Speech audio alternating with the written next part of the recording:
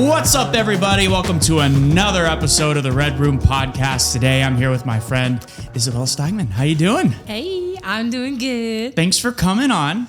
Yes. Yeah, I'm excited to talk with you. And we have a mutual friend, Michaela Reed, who came on just a few episodes back. How did you and Michaela meet? I actually met her through work. Homie. So I met Michaela through working at a local theater company in our area. And we ended up finding out that we actually live quite literally parallel lives. So I know she had talked about her family's company, like on her version of the podcast. Yeah. My version of that is my family is essentially corporate tea industry. So tea, herbs, spices, coffees, milling, packaging, production, and pelletizing, all that. Wait, what? How did y'all get into that? That's cool. My dad has been in the tea industry for I think over 40 years or something like that. And how do you get into the tea industry? Well, that's so cool. Yeah, I actually don't. Well, he told me, but then I don't remember because it's just been so long. Like I'm only 24, but he's been doing it since double my life essentially. Wow. But yeah, so my parents' company is like in Watsonville, just like a third party. It's essentially third party because they don't buy any ingredients unless they're sourcing for clients. So if you're familiar with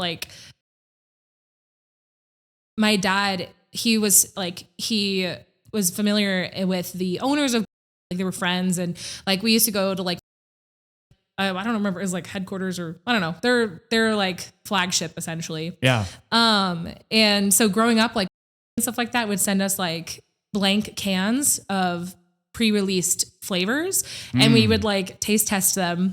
And I look back now as a person who's a teacher nanny person. I'm like, that's a lot of caffeine for a child, but yeah. You know what?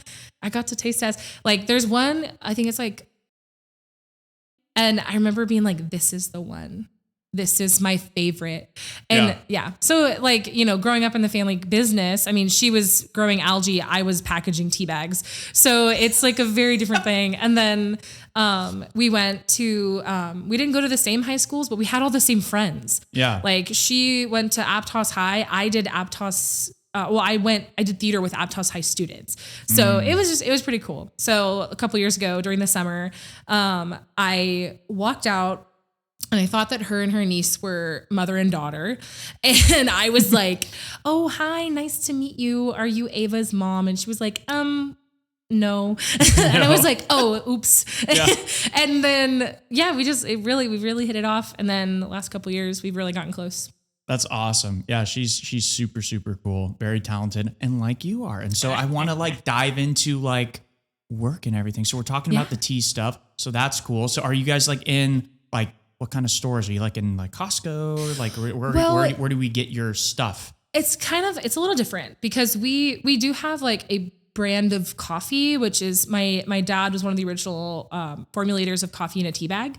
Wow. And so my parents do have a company specific product, which is Finesse Coffee, and their company is Finesse Mills. And so, but really they work with other companies and they blend their teas for them. They're the fix it guys, people come to them for hey, how do I fix this? I over caffeinated it, or things like that. And there's a lot of trade secrets, because a lot of the stuff my dad does, nobody does. And so now, it's been really cool to watch him. And I knew a lot of it growing up because I grew up around it. Yeah. But now that I'm older, I'm oh, prefrontal's growing. I get it now. It's pretty cool, actually. So with, when I was talking with Michaela, because I want to ask you this. Yeah. So they have conventions for all of the fish stuff. Are there tea conventions? Yeah. Well, there's fancy food shows. There's food safety stuff. Actually, funnily enough, the food safety conventions and all of that, they have, actually, I literally have, yeah, there's a lot. They happen all the time. The last one that I know about literally happened at Hartnell a couple weeks ago. And that's just hop skip over there. Yeah. And so, yeah, it's a whole other world. Wow. That's cool. That's cool. Yeah. Well, I definitely want to try some of the Oh yeah. Stuff. Yeah. I could totally there's I'll hang out. We'll go to West Cliff and we'll sip on some tea. Yeah. Pinky's out. Well, and then Pinky's my mom's side of the family. Oh yeah. Pinky's up. Pinky. There you go. I'm sorry. I'm a talker. I'm a talker too. Yeah. This is why this is going to be such a fun episode. Oh, I know. I won't stop. But, my mom's side of the family, they're all commercial fishermen, or they work in like plumbing and like electricity and stuff. Yeah. So it was funny, like growing up in a fish market off and on, and then going to a tea factory. So I literally went back and forth from fish market to tea factory. And at one point, my dad's company even formulated breadcrumbs for the tea, or for the wharf. So they would it was like a whole thing. It was I helped package them. They had little twisties, a little label. But yeah, so, I actually have a picture on my phone. I'll show you later. It's me with a halibut on my uncle's boat. Yeah. Very Send it to it. me. We'll put it in the. Oh, yeah. We totally could. Yeah. I'd be super down. But yeah, so definitely an unusual childhood, but filled with trades. So, but teachers too, which is probably where I got that. Yeah. So born and raised here locally? Monterey. Mm-hmm. Nice. Yeah. We bounced around a little bit, like Monterey, and like when my dad's company, at one point it was in Sacramento. Mm-hmm. That was like a year, maybe less. Yeah. But yeah, I, just mostly Monterey rooted. That's where my family still is on the Sicilian side. My dad is a Jew and my mom is a Sicilian. So, it's kind of funny. You either have the Jews in Australia or you have the Jews in Israel. And there's a couple of us stragglers in the States, but it's really funny to hear like Hebrew in an Australian accent. Like I recognize a lot of the letters, but I don't speak Hebrew. So it's really funny. I'm like, oh wait, I know these words, I think, but they sound Australian. Yeah. Totally mind blowing. Yeah. I bet that is interesting to like hear. Yeah. That's interesting. I haven't really thought about that before, but like different languages with like different accents. The accents. Yeah. Mm-hmm. Yeah. That's cool.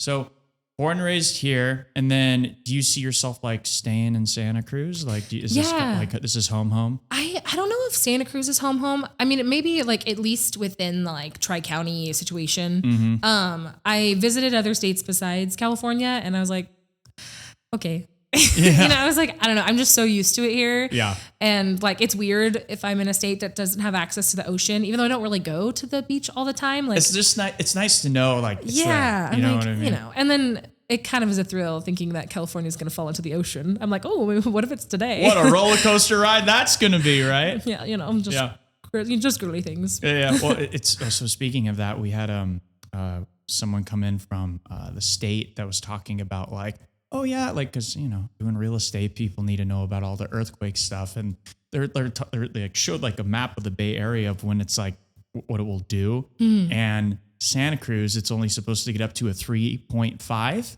Oh, the rest of the Bay Area is like an 8. Oh, so well, hashtag Santa Cruz. We're cool. So. Wait, that's actually so crazy though. Yeah. They like showed exactly where like they think it's gonna like hit, and then you can see it just like goes from like red, and then like blue is Santa Cruz with little tints of green. What was your craziest earthquake? Mine was, okay. I have one as a child and one as an adult. So when I was a child, there's a really, really crazy one, but I don't remember which one it was because there's been so many. But I remember like my entire house shook, and then I like ran under my kitchen table, and then I was like just kind of sitting there. I was like, oh, like what do I do now? Is it over yet? I was like, oh. And then the crazy one as an adult, I was nannying, which I still do nanny periodically, but yeah, I was nannying and the baby had just gotten asleep. He was like maybe 6 or 7 months old. And I was sitting in the kitchen and I was doing an assignment, and I was just like, and I had the baby monitor next to me, and they like, I remember in this kitchen, they had like a little like a wooden like shelving thing, and they had their liquor stuff on top of the shelf. Yeah. And I remember just like typing, and I was like, oh, is that shaking? And then I look up at the bottles, and they're all like rattling together. I was like, oh, dang it. I don't want to deal with this right now. And then I like looked at the baby monitor, and I was like, does he have anything that would fall on him? I was like, no, should I go get him? And then by the time I like was thinking, I was still sitting there. Yeah. And I was like, oh, what do I do? But I was like literally like shaking. Yeah. And I was like, well, there's nothing I can really do. I mean, he's on the top of a spiral staircase. If I go now, it'll probably be over. And I was just, so California of me to just be like, whatever. Yeah. But hurricane or tornado, literally leave. Literally go. Yeah. Could never. Well, you heard about the one in Scotts Valley, right? Oh my God. I was there 20 minutes beforehand. Didn't your friend get like picked up? Yeah. And like, oh my God. Yeah. He was in his F-150 and it picked him up it picked him up and moved his truck like 5 And the feet. 150s are girthy. Yeah. Like my dad has a F-150, but it's actually from the year 2000. Oh yeah. I bought it the year I was born. I know I'm a baby, but I call him Murphy because it's kind of a sketchy truck. And there's a place called Murphy's Crossing over towards Royal Oaks, Prunedale area. And so I was like, oh, Murphy's the name. It's one of those trucks that when you drive it, it goes boom and like jolts forward randomly. Yeah. They have an app. So speaking of earthquakes, so that trying to remember the last one that I was really in. I don't really recall. I know, but there was. What's interesting is, there was one, but they have an app now because they done like with I think it's like Berkeley. They did they put sensors all over the state to like, and they synced it with this app, so it lets you know like 10, 15, 30 seconds before that it's like, that it's going to like go off. And so I'm like, it's in the dead of the night and I set the notifications on, but it just starts going like, I know, just like wake up and I guess I've never heard it before. And I'm like, what the hell is that? And I just looked down at my phone. It's like, warning, earthquake, get ready. I'm like, and I just like go out. I'm like, in the house. I'm just like, look, I'm like, okay, what is like up on it? I'm thinking shelves, same thing. Kind of like I'm going through like a list. I'm like, what are up on shelves right now? And I'm like, my cameras.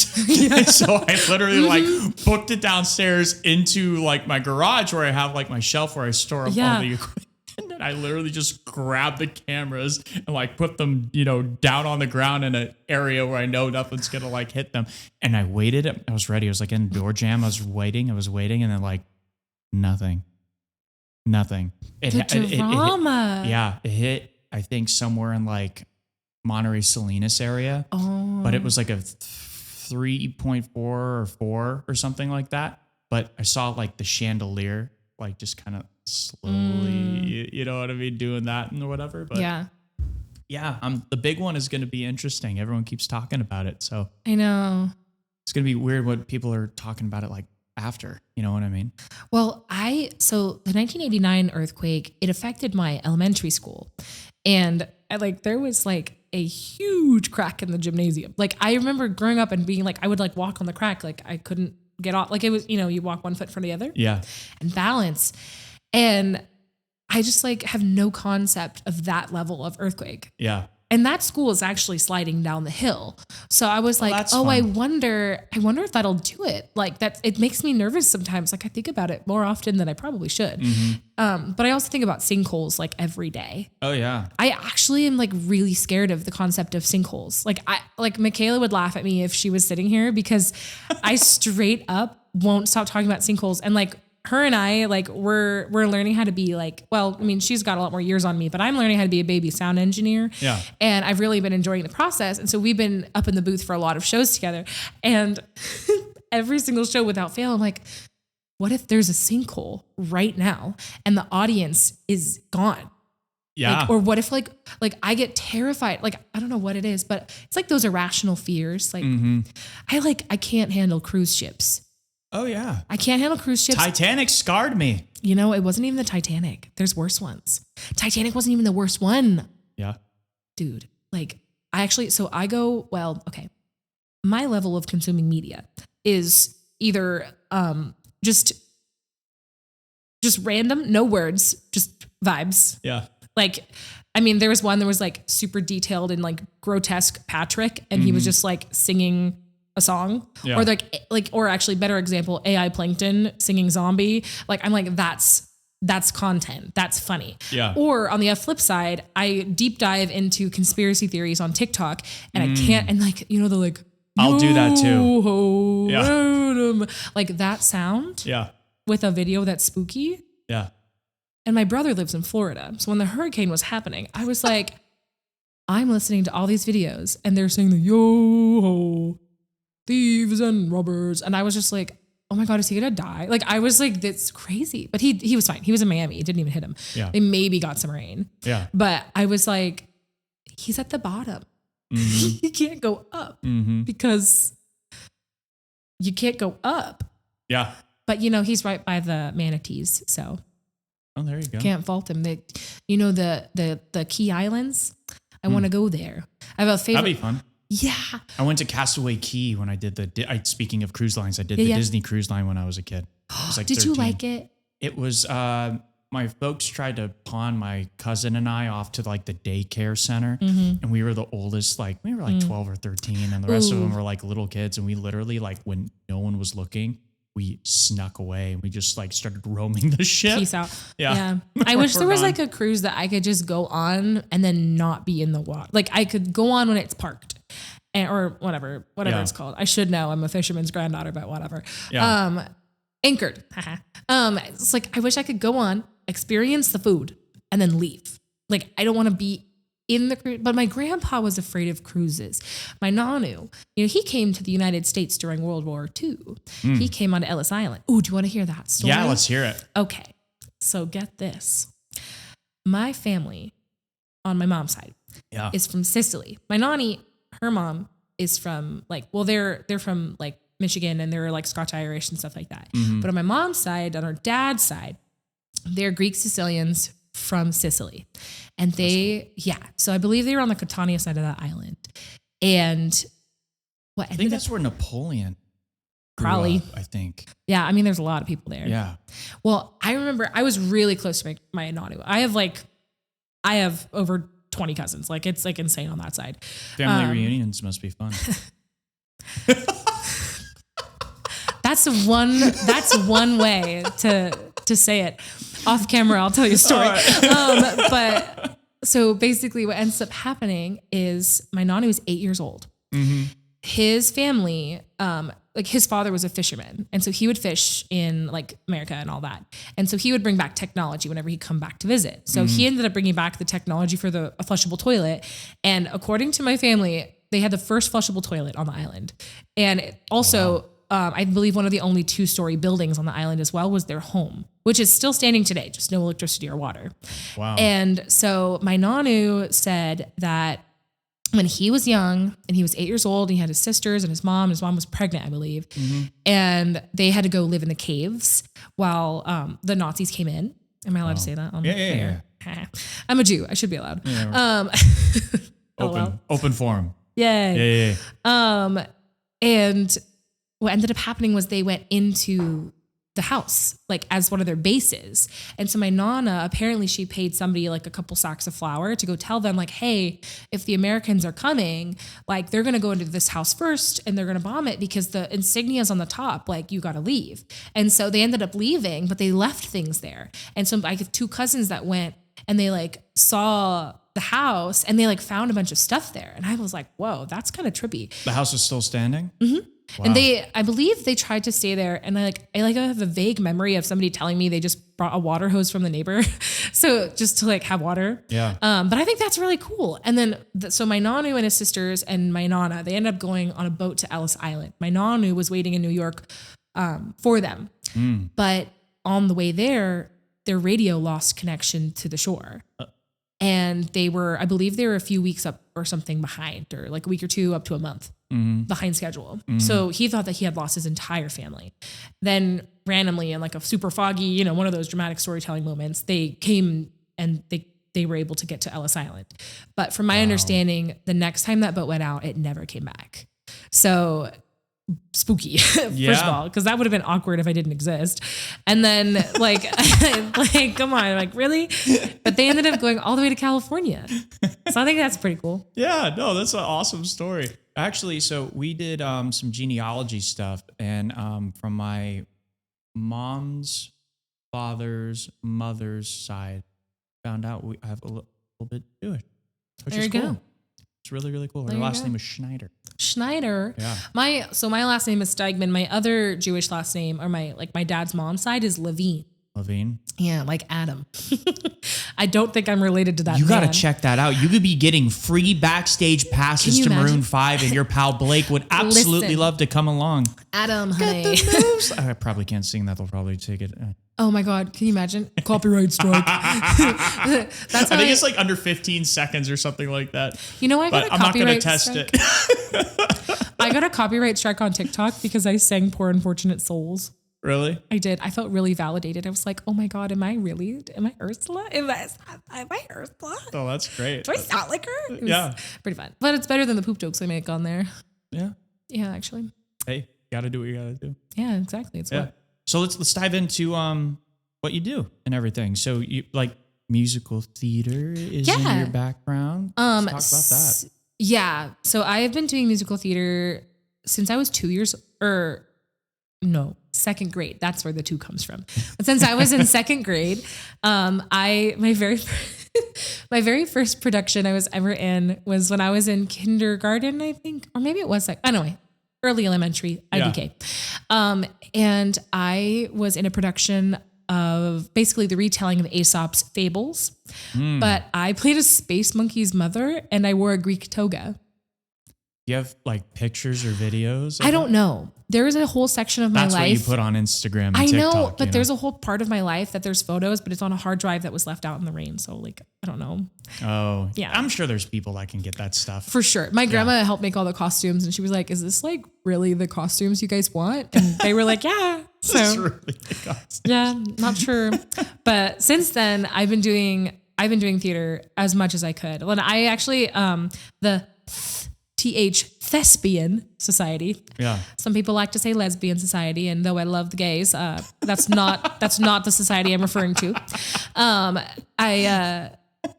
Yes, I did get bullied for that, but you know what? It's not a bad thing. So why are we bullying people? Yeah. Anyways. Yeah. Wait, what was I saying? You're part of the Thespian Society. Oh yeah. So I reached international level of thespian in my high school because what does that mean, international? Essentially it's an honor society and you get specific amount of points for being in productions. I also competitively stage managed and I also did I did a lot. So I would do about 10 shows a year with different responsibilities within them, being in them. Just right around here in the Bay Area? Yeah. So I did stuff at, I love San Benito Stage Company. I love that place. Such fond memories there. I won a couple of awards there when I was a teenager. Wow. San Benito, Aerial Theater in Salinas. I've done stuff at the Wharf Theater in Monterey. I've done stuff, I guess Cabrillo would be my adulthood stuff, and then school stuff. And I did CYT and I, all about theater and like all of these different things. And then I ended up starting to teach. So like my very first music directing, like assistant music direction was Susical with San Benito. And I was not very good at it, but I had a really good time. Yeah. And then I was like, oh, I actually kind of like this. And then I started doing pedagogy programs at my high school, which is essentially student teaching. But like make it high school version for your peers. It was really cool. That's neat. Yeah. And so I just kept learning about music. I started competing. I actually competed, both like through my school, but also like professionally. I have like an entire box at my house just filled with plaques and awards and medals. And like one of them is from CYT. It's the Spark Plug Award. Essentially, I was just a lot. And so, I talked a lot, which is why they actually put me in kindergarten early. They thought I was fine, but I was a little too young. I was not extra smart. I just had a vocabulary. But yeah, so I just like really liked it. And I have always loved being a teacher. I used to force my little sister to play school with me in the summers, and I'd like write out lesson plans. And my brother really liked dragonology. And so I would make lesson plans of dragonology so he would play with us. And like, it was just, since then, I've just been like, I will teach you. I will teach you. I will teach you. I've been a preschool teacher for almost 7 years. Wow. Right now I'm mostly substituting, but I feel like that's a long time to have done it. And I'm only 24. Yeah.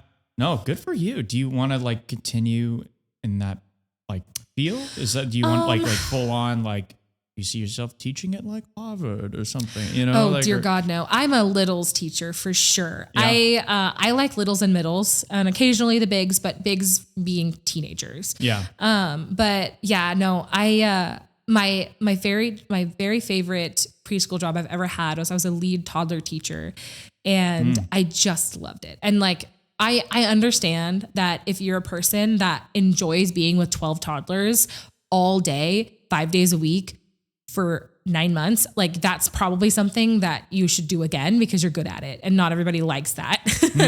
You know, I have one of my best friends, like she doesn't mind kids. She just doesn't want to be in charge of them. Yeah. And it just is like a lot for her. And I totally get it. But like growing up with so many cousins, I was like, this is normal. Yeah. Like I'm used, like I have a cousin who like got cut on the head and we just duct taped it. Like we were kind of just like, whatever.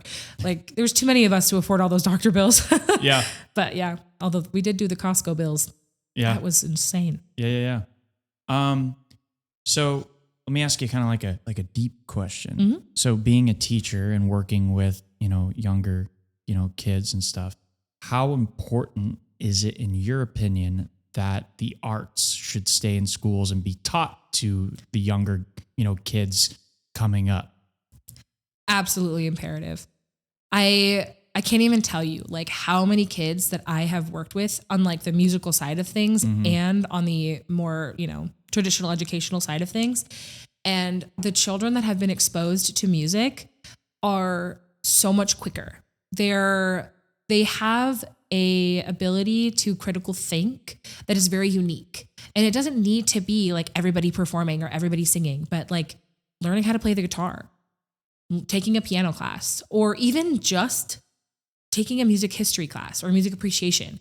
Or like, I know like in my preschool classroom, I would like to incorporate like different rhythm games. Like it's a lot of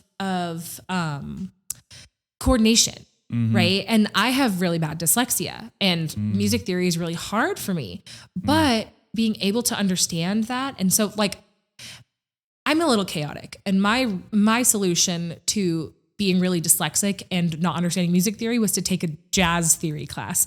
And if you're a musician, you know that that's like kind of a wild thing to do.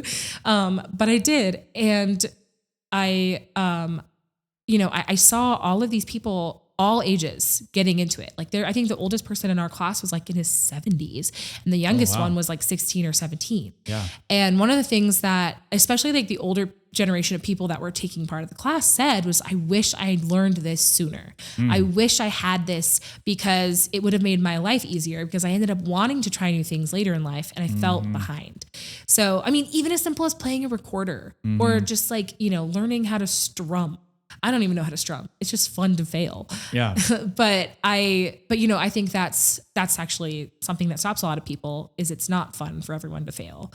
And I think that like one of the things that is a really big misconception with music is that there are people that are good at it and there are people that are bad at it. And if you're bad at it, then you just should never do it.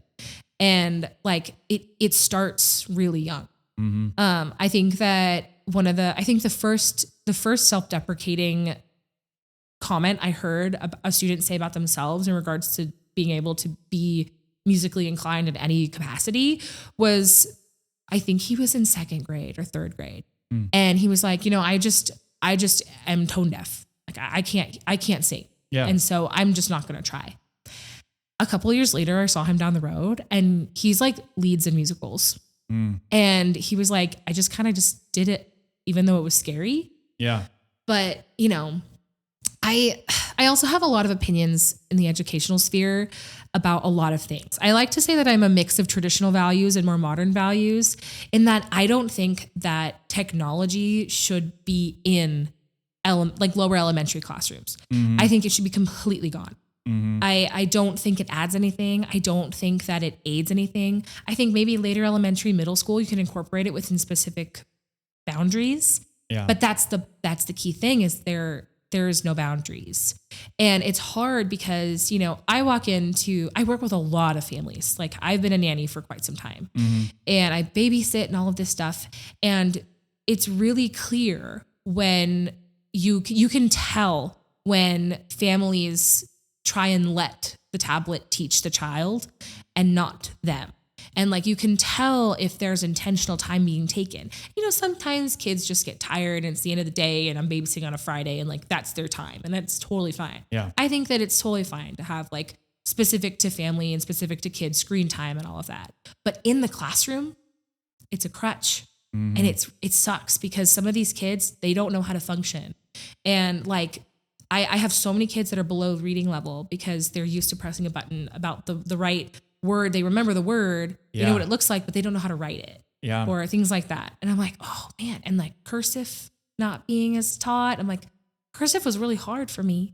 Mm-hmm. But because I learned it, I focused on something and I learned a new skill, even though I literally hated learning cursive. But now being a teacher, I'm like, oh, that was really good for me to learn. It forced me to like do something else with my hand. And hello. Anyways, I just have a lot of opinions about education in general, but also because I was really failed by the education system. My brother had an IEP, and he was just not supported until a lot later in his educational journey. Yeah. And I probably should have had an IEP when I was really young, because I just didn't retain any information. I unfortunately was a child that had experienced a lot before the age of 5, and I just had so much in my brain and I couldn't figure it out. Yeah. And so like having all of that like crazy stuff happen, and I was having a hard time in school, and then all of this stuff, and then the only thing I had was music class. And I remember like my teacher, her name was Miss Colwell. She was my music teacher in elementary school. The one that like first taught me about instruments and composers. Like she had us do this book, and it had like a composer. We pasted a photo of their face, and we put their name, and we wrote about their life. And she had us like learn, and like I was like, this is so cool. Yeah.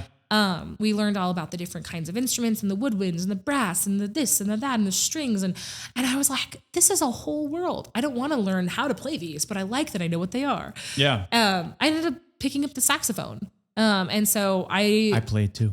The alto? Alto. Yep. Yeah. You get it. I still have it. I still can wail. Yeah. I actually like to play Careless Whisper. Yeah. Yeah. Shadow of Your Smile. Oh yeah. And then of course you have to learn In the Mood. Yeah. Oh yeah, you gotta. But I think my favorite is Rick Roll. That was funny. I Rick rolled so many people. Yeah. Oh man. But yeah, I think that like learning about music opened up my mind to the fact that I was really interested in it. But it's not everybody's thing. But oh my gosh, I met this man recently. Yeah. Like double major in double science, and like insanely smart. And also just a master's in music later. And like, I have never met someone that was like, I was just like, oh my gosh, like you're so cool. Yeah. And that's actually something that shifted in a lot. Like, I think whenever we're in high school and we're younger, and like intelligence can be seen as weakness, which is so weird because like, in what world is it really actually weakness? But I've always grown up with like, my dad, he's one of those people that's considered like really intelligent, because he's triple degreed, and he's, been in the tea industry. I know, he's crazy.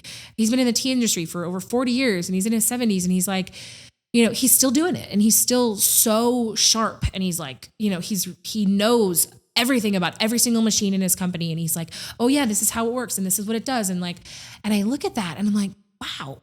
Like, but then he tells me, he used to be a concert violinist. And then he lost hearing in one ear. And his violin got stolen, and he never came back to it. And so, I was like, he played with symphonies and orchestras and like all this stuff. And I was like, that's so cool. And I was like, why did that part stop? And he just didn't really know, he just kind of gave up after. And like, that's just not something I ever want to do. Like, I don't want to give up the music, or like, cause now I work with their company again. Yeah. And, I don't have to quit my things. Like, I'm still auditioning for things. I'm still going and doing things. I'm still teaching music, which I think is pretty fun.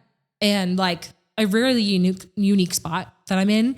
And so I'm trying to really like take advantage of the part of my life that I'm in, and like really try and grow my own skills. Yeah. Which is why like I'm going to try and pursue a little bit more stuff on the sound engineering side, because I'm like, I don't really have this skill developed. I learned it by accident, and I like it a lot. Yeah. And me and Michaela, our goal is to be the lighting and sound peeps for hire around Santa Cruz County. There you go. I mean, it's like just with my journey being down in LA for like 15 years and whatnot, and doing that whole thing. Originally, I went down to, wanted to be an actor and do all that. And I got an agent and was going through auditions. And then they're like, it was for some forget the name of the company. It was Gamefly. That was and I went for a couple commercials for them. But they're like, oh yeah, we're looking for like a white Caucasian man, blue eyes, and athletic built. And I show up and there's like 50 of me. And then you understand what like the cattle call process is, And so then you're like there, and I made it pretty far in the audition process, but I never got the bid. And then I'm like, okay, what else can I learn here? And it's like, well, how did other people make it in? And it's like, oh, well, Ben Affleck and Matt Damon, what's their story? Oh, well, they wrote Good Will Hunting and then wrote characters for them to star as, and then they, got their agent at William Morrison Everett to walk down the hall and drop it off on Robin Williams' desk, right?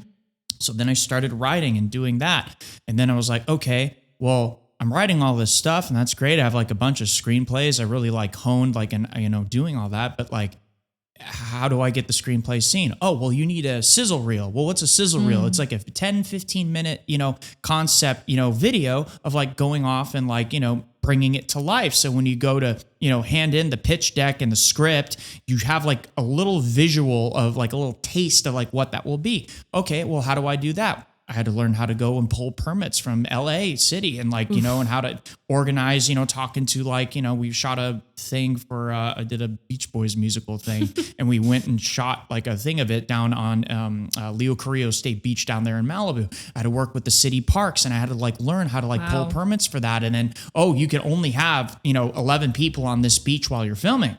And I had like 18 people. So I had to make sure that like, while I was, behind camera directing and also being in front of camera, doing that, I was also playing like, I had to count and make sure that there were, because we got yelled at. There was like one other person and they were like really strict about that stuff, but and then it's like, I understand how to be a producer. And then, when you go to like film school and everything like that, it's like, I have friends that were doing all this, but I had to teach myself like, camera stuff. So when COVID hit, LA shut down. It's like, what can I do to like, it's like, oh, well, I picked up videography and then I was doing real estate videography and I picked, got my drone license and was, how to like do that. And being, a video gamer growing up, that came easy to me, like learning how to fly those things. So it was, I guess why I'm saying this is because it's knowing how everything works in that world of things makes you better in the sense because it's like sharper. You're sharper. You know what I mean? You can go do X, Y, and Z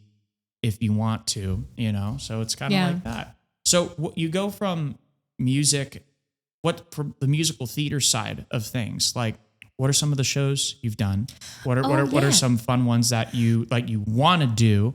Directed, starred in, like, well, my very first lead role I ever was when I was in Joseph and the Amazing Technicolor Dreamcoat. I played the narrator, and that's actually the role I actually won a couple awards from San Benito Stage Company. Oh, cool. I was 16, my prime, so far, hoping to have another one. But then I played Morticia Addams directly following that. Oh, cool. And then I actually stage managed Joseph and the Amazing Technicolor Dreamcoat. And then I did the lights for Joseph and the Amazing Technicolor Dreamcoat at a separate company. When I stage managed it though, somebody was absent for one show and I stepped in. There you go. I was like, and I programmed, actually I designed the lights for that too. It was pretty fun. So what do you have to do? What do you have to do as a stage manager for people like watching this, like for doing plays? Yeah. What do you have to do? What's the science behind it? Well, I'm learning that stage management has a different interpretation per company, but generally, interesting point. I would say probably 99% of the companies, they have a stage manager as like a basically like what's the word I'm looking for? Instrumental part of the process. So stage manager has to be at every single rehearsal, no matter if it's vocals only or whatever. They are there to support the director, to support the process. They deal with like conflicts, and they deal with communication, and they there's so much blocking notes and organizing the technical crews, and like they get together, they call the show whenever the show's an act. So you sit there and you're like, okay, like shift prep, like, and you go, okay, well, lights, your cue's next, or, oh, hey, this block needs to go off stage. So tech crew, you ready? Like there's all of these different cues. They have everybody's stuff, every single thing that needs to be done in the entire show. down to the mic changes. Everything is written out in their script, like a master. And then they have to go through and they have to actually competed in it. So that was one of the things I had to show the judges. I actually went down south to Los Angeles for the International Thespian. Well, actually, I don't think it's international. I think it's just the Thespian Festival. Yeah. I actually worked it as a staff member after I graduated. It was really fun, right before the pandemic. And one of the things I had to do when I competed in it was binder. The stage manager's binder is like the holy grail. It's like the most prized possession, and it's a really big deal. It has, the entire script, and it has all of the actor forms, conflicts. It has all of the allergies. It has all the emergency contacts, like just anything that you need to know about the production, anything about any actor, anything about anybody at all. It's in there. And, that's at least how I was trained to stage manage. And it was really fun because I like being in charge of things and I don't like people being in charge of me. Yeah. And so, I'll do it and I'll be respectful, but like, I don't like it. Yeah. But that it was one of the things that was really, is really hard. You have to be very detailed. You have to be very consistent, but you also have to be really good at, there's a term in film that I learned recently, and it's called a script soup, like a script supervisor. And that's also a level of it, but like for live theater, essentially, like the stage manager is also like a script supervisor, like making sure that we're not deviating too far, making sure we're not breaking any licensing rules. Like there's all kinds of stuff. And it's essentially the brain of the production. Director's the heart, stage manager's the brain. And then the tech is the limbs. And I like to say the actors are the stomach because sometimes they're poop. Anyway, poop joke. So how many productions have you stage managed for? Do you know the total? I could probably find it, but I believe I stage managed for 4-ish, maybe. 4-ish. I've done the makeup for multiple, like I was the makeup designer for 3 or 4 productions and 2 short films. That's cool. That was really fun. And then I'm like trying to like think about what I wrote on my resume and remember what it is. My resume's kind of beefed, not gonna lie. I've done a lot of things. Yeah. Even though I'm a baby. That's good. You're a hustler, Oh God, yeah. Yeah. I'm tired. But I've now directed, I directed a 1-act play, called 4 a.m. And that was really fun. That was when I was a senior in high school. The concept of that play is really interesting. It's like, who's up at 4 a.m.? You have the runner, you have the mom, you have the depressed person. You have like a gamer, all these different people. Why are they up? What are they doing? Yeah. And like, what part of their life are they in? And so that was really fun. And then music directing, I think I've music directed like 5 or 6 productions now. And I vocal coached and helped for probably about the same amount. So it's been interesting, but I think my favorite role I've ever done, like within any of the process, is stage management. I really like it. And I think like directing, I've not been like, I don't really feel like I have a very developed like director's eye. I think that I could have developed it if I had like worked a little bit more. Yeah. And I think I still can, but right now I'm a little like burnt out. And I think it's interesting because art in any form takes from you. Yeah. Like you give because, that's when art is meaningful, is whenever you give something to it. Yeah. And, I've been part of things that are bigger than myself for a long time. And, it's going to be nice. I'm in a new era of like just taking a little breather and, just letting myself be the bigger thing than myself that I focus on. Yeah. Yeah. But it's interesting. Lots of things. Yeah. So many. But I'm still music teaching. That's good. Yeah. It's hard because everybody wants to take voice lessons with me, it feels like. And I I'm barely hanging on. I'm like, oh my gosh, guys, it's almost summer. Please give me like 24 hours. Yeah.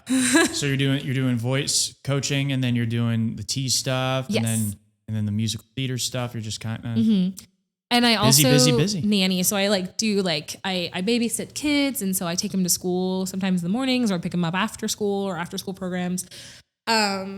But I also I don't as much anymore, but I also am technically still a DoorDash delivery driver. And then I used to waitress. I've done so many things. Yeah. Yeah.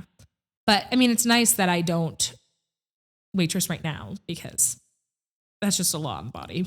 Yeah. A lot of stuff. Fun question. During, I've had moments like this when I've been on stage, and there have been, things that happen that you're just kind of like, oh crap, like that was supposed to happen. What are like kind of like fun moments where like maybe someone missed a line or a cue, and then it's live stage. Like, what are you supposed to do? I did get a concussion. So you got like on live. Wait, what? So when I was the narrator in Joseph, it was dress rehearsal.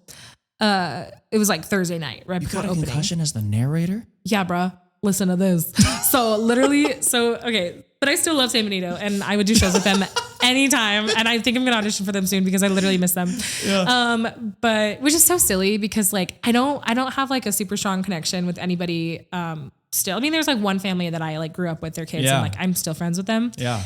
But like the impact that company made on me when I was so like impressionable, like I just fell in love with it, and I've never said anything but gush about them, just because I just love it. Like, and I met a bunch of people there, and like, I don't know. I literally just like one of the people from that company literally messaged me the other day. She was like, "Oh, do you remember where you met me?" I was like, "San Benito." She's like, "Yeah." Yeah. And that was it. But anyway, there's just the good experiences you have as a kid. They really stick with you. But basically they, I don't know if they're still in this space, but their theater that they performed in used to be, or maybe still is, a retired single room movie theater. And it was really cool. But the bathrooms were like, you're looking at the stage, and then you go like house left and house right. And on literally the sides of the stage are the restrooms for the whole building. And so I was changing before dress rehearsal, and the doors in the bathroom were spring loaded. And so I was in the farthest corner, which is the strongest spring. And I'm very clumsy. And what ended up happening was I had my clothes in my hand. I had just changed. I was running a little bit late. I was trying to get on stage, and I could tell they were about to press play on the track, and I was the first thing in the show, and I was freaking out. And then I dropped my clothes, like as I'm trying to rush out. I'm like, oh no. And I take my hand off the door, go down to pick up my clothes, and the door hits me in the head. I fall back. I hit my head on the toilet, on the wall, and then down on the seat, which was ew. Because, but then I'm like, oh my gosh. And I'm seeing stars. My head's pounding already. And I was like, oh my gosh, I heard the music. I was like, I gotta get on stage, but I couldn't walk. So I crawled into the dressing room. Everybody was on stage. Nobody was back there, because why would they be? Yeah. And I throw my stuff in my box, and then I'm like trying to walk. I'm like holding on to things. I'm like about to pass out. I'm like, I gotta get on stage. I'm being so dramatic. This is not that deep. And then I like get onto the stage, and the lights, and I collapse, and then I'm crawling into my spot, and then I'm singing "Some Folks Dream of the," and I'm like, my eyes are closed. And then some of the moms, it's a family show for that production. Yeah. Some of the moms were nurses, and they were like, hold, what the hell? And I was like, it's fine. Let's keep going. They were like, what happened? So I had to go to the hospital that night, and they were like, you have a nasty concussion. And I was like, is that why my brain feels like it's a chip and it broke in half? And they were like, yeah. But I did 3 weekends of shows. And for 2 of those weekends, I had a splitting headache, because it didn't go away for like 2 weeks. Oh my God. I did opening night. I was like, let's do it. Yeah. It was crazy. Spring-loaded door just snapped back at you like that. Yeah. I was, dude, what? Just girly things. Yeah. But yeah, it was crazy. But that was probably my top 10. Although, yeah. Yeah. Yeah. Yeah. I had kind of a fun one. Not. Yeah. I had I was Roger in Rent. back when I was at Loyola. You give Roger. And yeah, it was fun. It was fun. I actually used my Fender Strat and learned how to play the whole thing for it. It's on video somewhere. I have it somewhere, but it was a good show. On the podcast. Yeah, it was a good show. And then we actually, during the La Vie Boheme number, an earthquake hit, and we had this Christmas tree in the back, and it started swaying as we were hitting the last note before the end of the act. Yeah, it was pretty cool. But right in the beginning of the show, we had a little phone booth that was supposed to come out, and Mark was supposed to take that and have his phone call with Maureen, and the phone booth didn't come out, and we were right in the middle of the stage. He looks over, looks back at me, and without even thinking, I literally take my cell phone out of my pocket, and I just toss it to him. And he grabs it, and he does the full scene, and then he tosses it back to me. Of course, the audience is cracking up because they know that wasn't supposed to happen. It's the 90s. Cell phones weren't really a thing, especially the iPhone 15 or whatever it was at that time. You know what I mean? That's so good. But yeah, it's kind of funny, little moments like that. I forgot to say something that actually has relation to you. Sure. So your mother was my very first intro to the Ward family. Oh, yeah? And she music directed my very first production I was ever in with CYT. My first and only. I wasn't in more than one. Oh, okay. And that's cool. Yeah, I did tech for the rest of it. But so it was Little Mermaid. And that Little Mermaid was spicy because everybody got sick. Everybody. Really? Fevered out. And I literally called it the plague. It was not as bad as when I did aerial theater and everybody got the stomach flu. At least this was just fevers. Yeah. It's not fun when you're doing makeup on a beaver and then he blows chunks right next to you. And that was a lot. But I was like, oh my God. Wow. I'm so sorry. Somebody else will help you. Not me. Don't touch me. Exit stage right. Yeah, that was pre-pandemic. I was gloving up for that though. Oh yeah. I just, but I didn't get it. Sorry, I'm a little superstitious. I feel like if I say that out loud, then I'm going to get it now. And it's been 7 or 8 years. I got you. Actually, it's been more than that. That's weird. Yeah, time flies. Oof. Yeah. But yeah. But CYT, Little Mermaid. Yeah, and your mom was a music director and she believed in me. Yeah. She did. She was like, oh my gosh, I'm going to make you the opera princess. And I was like, slay. Okay, baddie. And then I didn't have a B flat in my range yet. And she was like, you could do it. And I was like, okay. And then I think that it literally developed from that show because we practiced it so much and she's like, okay, let's do this. Let's try this. Let's try this. And I was like, oh my gosh, is this sounding good? I slowly stopped sounding like a screech monster. And then I ended up performing a B flat the following year in, Joseph. That's a cool story. Yeah, I know. I don't know if I've ever told her. Probably. I talk to people a lot. Yeah. But yeah, I love Bobby. Yeah. Cool. She's fun. She's fun. So what are kind of goals? Do you where do you see I know one of those questions, where do you see yourself? But what's your dream, ambition, goal? Where do you where are you a direction that you're kind of headed? Well, when I was really young, I really wanted to be on SNL and I still could, but also I've decided that I don't really want to. Okay. The reason I am a classically trained singer. I have sung opera for a few years and I'm a baby and I know it's whatever. I'm not fully developed until 25 and I can't get real roles until I'm past 30 because apparently anyway. Yeah. But I really, really wanted to go to school for performance. I loved it. And then I thought maybe music education, but the music industry, especially the collegiate industry, is so competitive and I'm just not. I just want everybody to win. I was literally on roles I probably should have really fought for. I was like, oh my God, she sounds so slay. Okay, that'd be fun if I did it, but also I don't care. Yeah. And I didn't care enough to be competitive and I just didn't have it. And that's okay, I've learned. But I had a lot of guilt about that for a long time because I was like, does that mean I don't want it? And I think that just means that I just don't want to be the one to take it. And I don't think it's bad if somebody is like, hey, I'll take that. Like, I think that's really cool. But for me, I think that's why I went more towards the education side, because I would rather see like the people that I teach succeed and be part of their success than to like claim it myself, if that makes sense. Yeah, no, I'm vibing with you on that. Yeah. And like that not competitive nature, like I got rejected like 4 out of 4 of my top schools. Like I had a really weird senior year of high school. There was a lot of tumultuous things happening in my life and like just like friend stuff and home stuff and just stuff. Yeah. High school it was an interesting time too. So. Yeah. Not very slave. Yeah. Did not actually love it. But yeah, but you know, now that I'm going back into like the tea industry and I'm working with my family, I'm like, you know, I like this a lot. Like I also like this. Yeah. And so I kind of see myself as like, just contributing to the arts of wherever I am. And I think that as long as I am creating and as long as I am like cultivating spaces, like I'm really, really intentional about the kind of spaces I create when I direct or when I teach.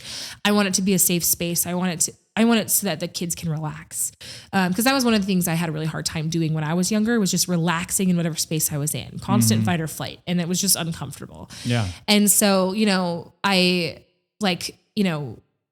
have all these different things that I like to incorporate, like aggressive compliments or like, you know, just like actually for the last show, I was the director and musical director for the last show I directed. It was Shrek Jr. And that was a good one. I love my babies. Yeah. But one of the things I tried to incorporate based off of the kids that we had and their specific needs was I like try to create a sensory friendly room. So there was like a little like room in the back of the theater and like where the kids had access during the shows. And I put a little couch there and a blanket and I put some stuffed animals and like some like games for like little puzzles and things like that. And I made an affirmation compliment room. So I had sticky notes that I gave them and then they complimented each other and they gave each other like, some of them were just like, slay, or some of them were like, batty. But then some of them were like, I really love your heart. You are very kind. And then they were like intentional and name dropping each other. It was like, hey, using you as an example, even though there was a kid named Blake in the cast.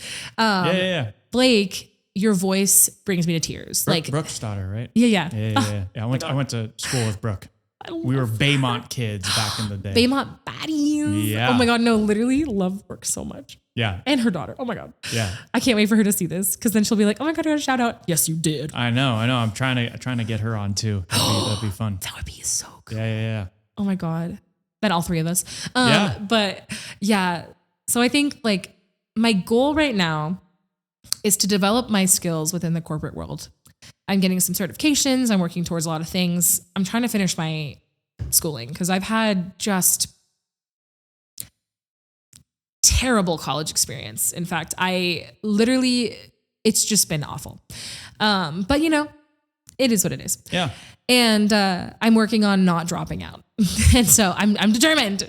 But I'm going to work on my degree. I'm going to get my certifications, but I'm also going to contribute to the art in my spaces. So I'm going to keep auditioning for shows. I'm going to keep teaching music. If I get opportunities to work with theater kids too, I'll take that. But it'll definitely just be in a different capacity than what I've been doing.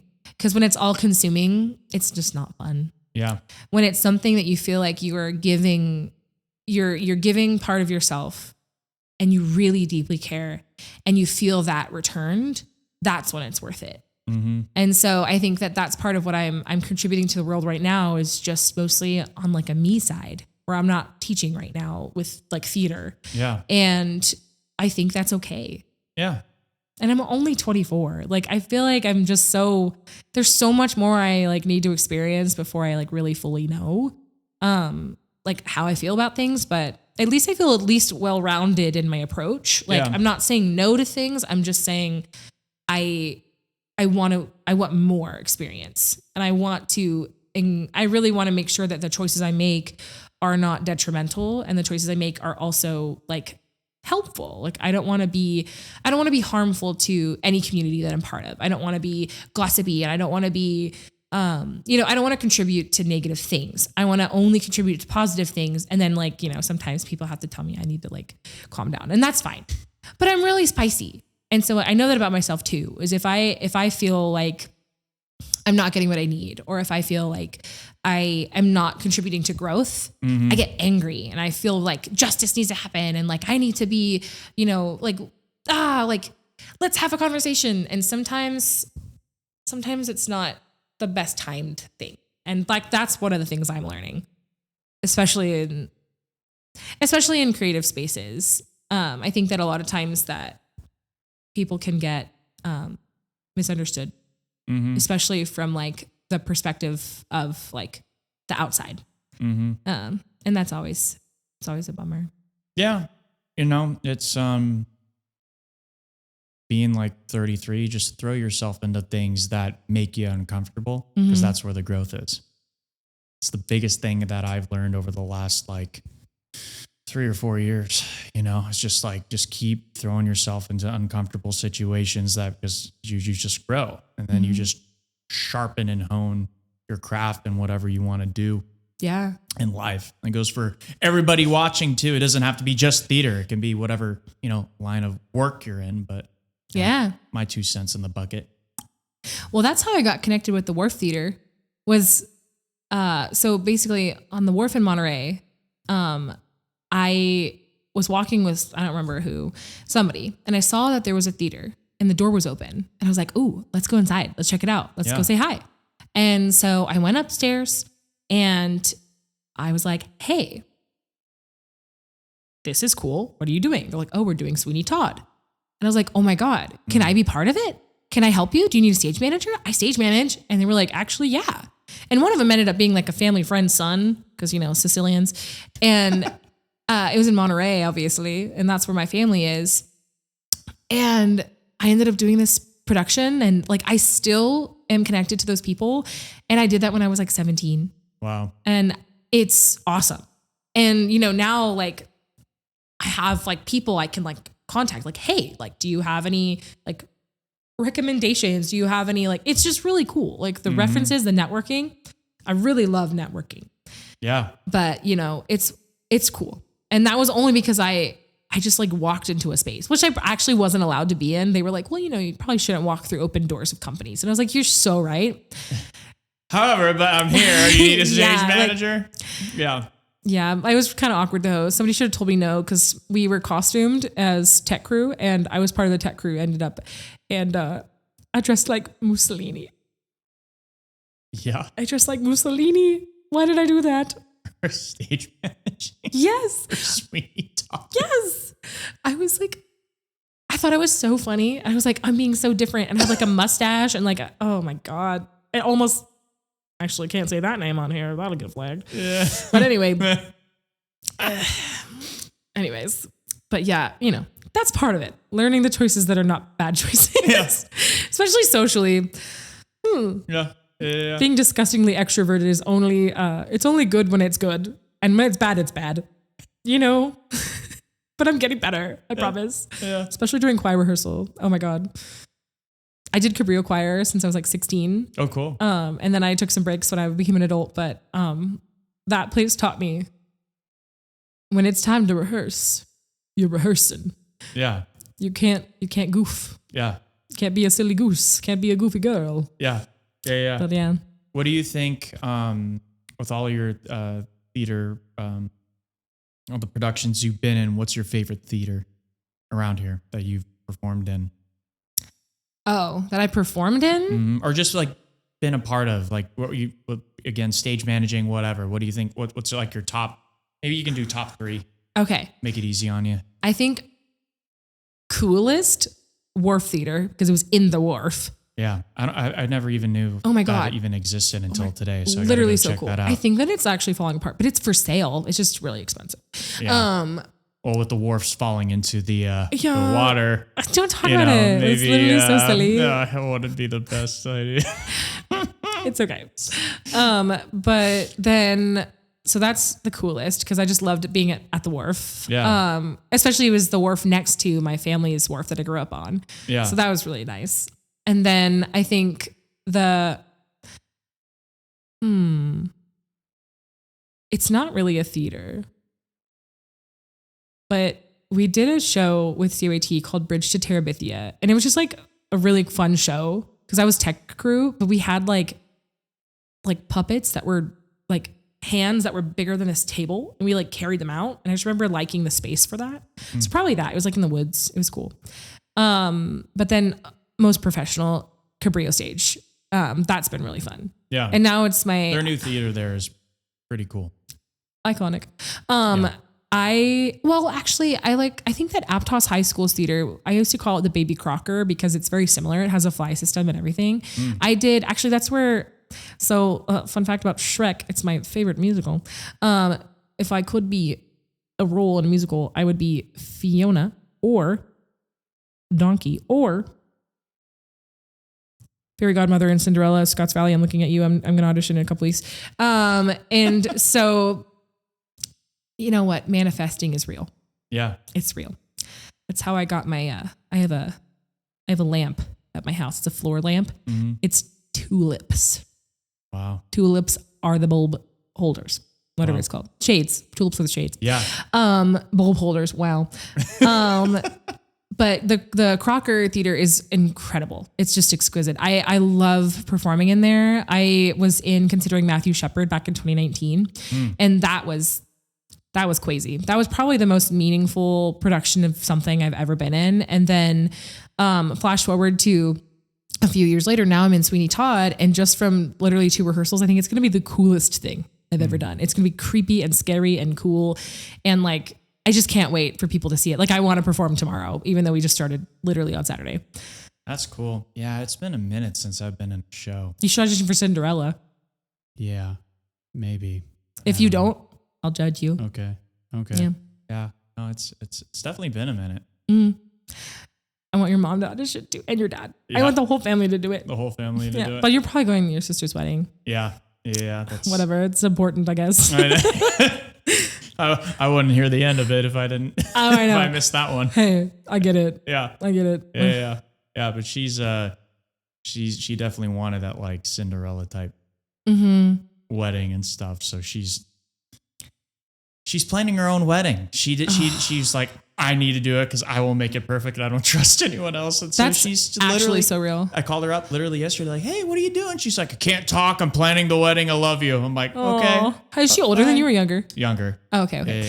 By it's just the 2 of you, right? 2 years. Yeah. My sister is in business school in Virginia, and my brother is a watchmaker in Miami. Wow. Yeah. My brother went to Swatch school, like watchmaking. Yeah. And now he works with designer watches and all kinds of crazy stuff. I went to visit him. I've been taking care of his snake and tortoise for the last few years while he's been in school. But yeah, isn't that so weird? Everybody's a tradesperson. Yeah. But that's awesome. Yeah. What kind of watches does he?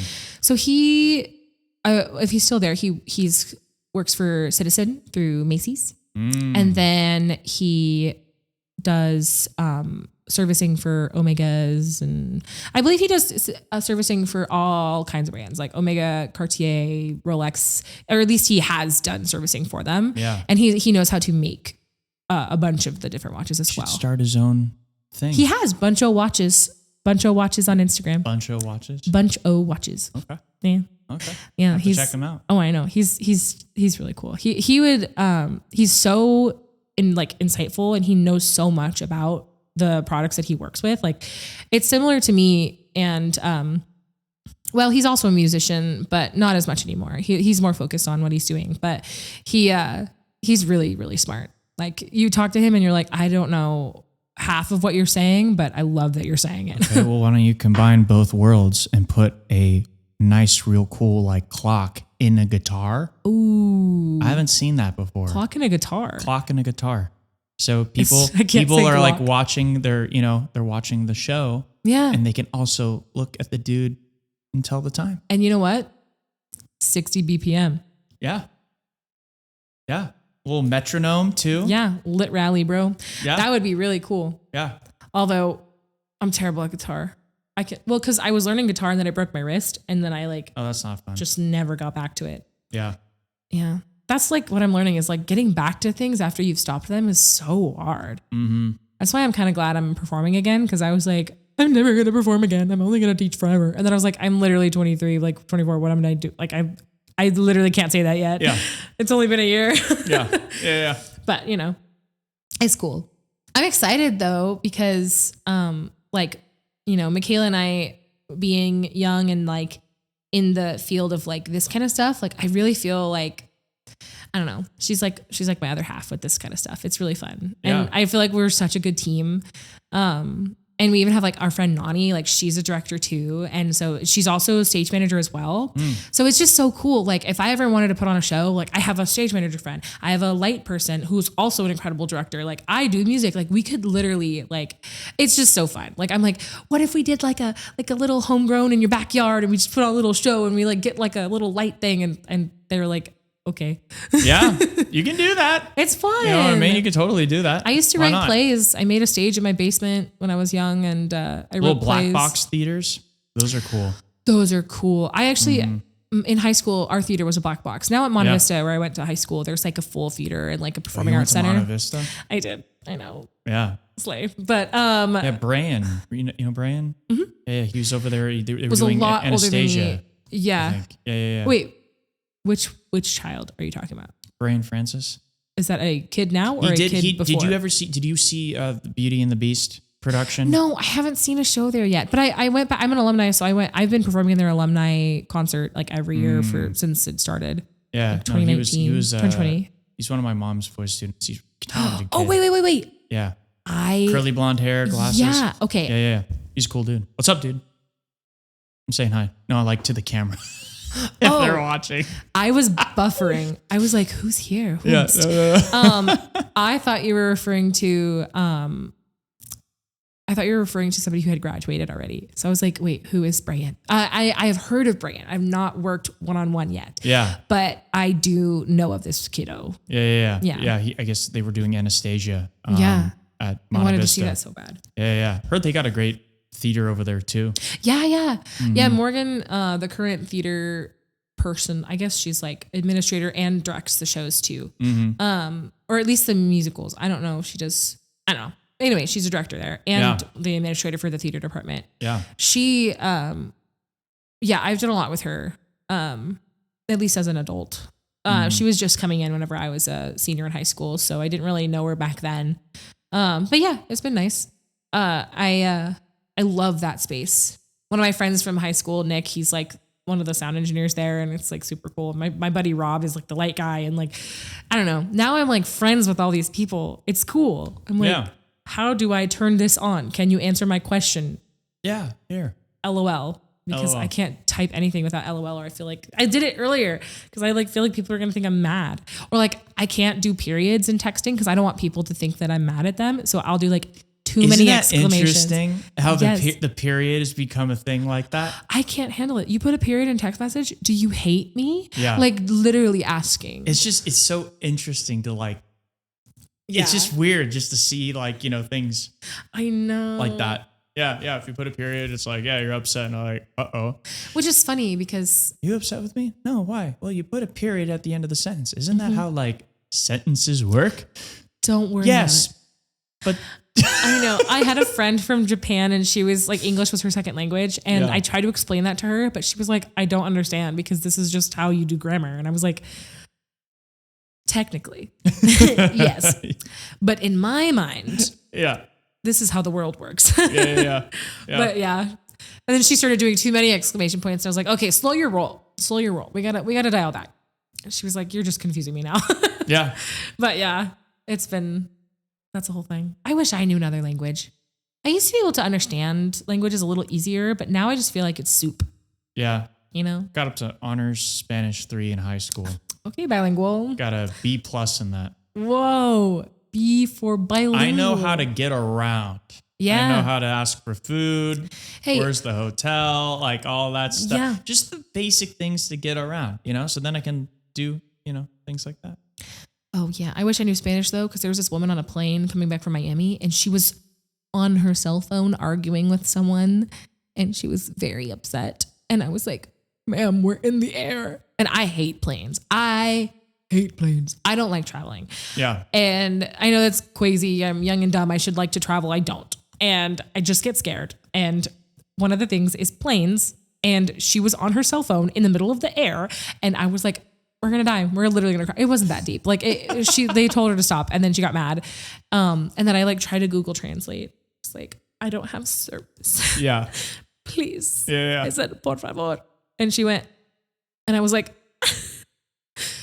anyways, it was really stressful. You know what's cool? It's like on that same subject. So I got the Ray-Ban AI glasses, and they just came up with an update. For languages? For transcripts? So if you have a pair and I have a pair, I'm going to take that to the nail salon. And you're talking in Spanish and like I'm an English speaker, what you say to me, one, it will appear on my phone, but it's also being read to me via the speakers in the glasses that are like, speakers sit like right above your ear. Yeah. So when they're vibrating, it vibrates your ear. So it sounds like you actually have like headphones. It's really great quality. Whoa. And so you can literally have like conversations now with people with different languages with the Ray-Ban epic. glasses. And I'm like, that's cool because, well, we're going to England for Blair's wedding. I don't know why, but you never know. What's your second language? What's your second language? Talk to me. Yeah, but it's cool. It's cool stuff like that. Oh my God, she's going to have a wedding like Princess Diaries. Yeah. She going to go to Genovia? Yeah, right. No, that's actually so cool. I follow this girl on TikTok who lives in a castle, like with her huge family. It's really cool. She named her daughter Suede. Wow. I don't think I would go that far. I've been watching this show on HGTV. This gal inherited a castle from her grandfather. The grandmother's like, yeah, I don't want this. I'm just going to pass this to my grandkid. And so she handed, literally, it's a great show because they're literally redoing the entire castle. It was built back in like, the 1100s, 1200s or what, it's really cool. It has a moat and everything. And so imagine crocodiles? those like flipper flop shows, yeah. But each episode is a different room of the castle. Oh my God. And it's pretty cool. Like how they're going in there and they're like, because eventually what they want to do is they want to rent it out for like weddings and like things like that. Yeah. But it's pretty interesting. It's cool. That's cool concept. Epic. Yeah. Like, hey, I inherited a castle. You want to do a TV show with me? Yeah, sure. Let's do it. Yeah. Like, yeah. That's crazy. Yeah. That's honestly a good way to fund it though. Mm-hmm. Well, that's kind of how I feel about 19 kids and counting. Yeah. Yeah. Yeah. That's crazy. Yeah. Their last daughter's named Josie. It's the name of my mother. Really? Yeah. Small world. Yeah, she was small. She was too many kids. She had a heart condition or something. Oh, wow. I'm like, how? You can't. That's a lot. It's a lot of babies. That is a lot. It's giving Handmaid's Tale, Yeah. Yeah. Yeah. Well. Oh. No. Sorry. No.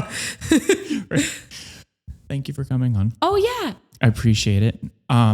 For people that are watching this, if they want to contact you for like music lessons or any of your theatrical stuff, is it okay if we put your contact information below? They can reach out to. Heckin' yeah. Cool. Okay, we'll do that. And then, it'll be fun too. We'll figure it out. We should do a show together sometime. That would be fun. Yes. Oh my gosh. That's so I need to fun. get back into it. Yes, you do. Definitely, it's kind of been like, in the back of my mind. This is an intervention. This is an intervention. That's what this is. That's what this is. But yeah, no, like, thank you.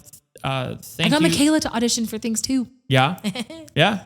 Well, with that, thank you for being such a positive community leader and just helping the youth and everything and teaching, everyone about music and the arts and everything. I think it's really cool. We definitely need more of that in schools and stuff. So, more power to you. And yeah. It's like the Wolf of Wall Street thing. It'd be Fun movie. I do like that. Yeah, that was pretty good. All right. Well, thank you, everyone. Make sure you like, share, comment, and subscribe. It really does help us out here at the Red Room Podcast. And thank you again for coming on. Yeah. And we will see you next time. Woo! Yeah.